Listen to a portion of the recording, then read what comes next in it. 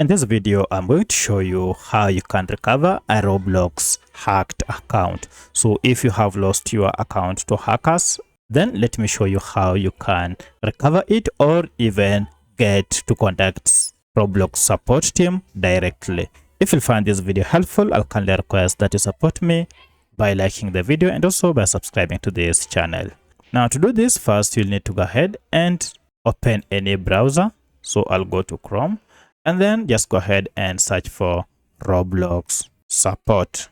And here is Roblox support. Here, go ahead and choose the category according to your issue. For instance, if your account is hacked, head over to this Roblox account. And then once you tap it, we have quite a number of solutions.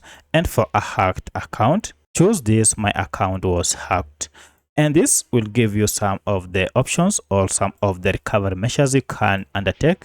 And this includes removing of site downloads or browser extensions, resetting your password, enabling two-factor verification, among others. However, if you have totally lost control of your account, then head down here and we have customer support. Now, if you tap on this, you will be able to contact customer support team directly by entering your details here and tap continue. And once you submit your request, the support team will reach out to you and give you the needed assistance.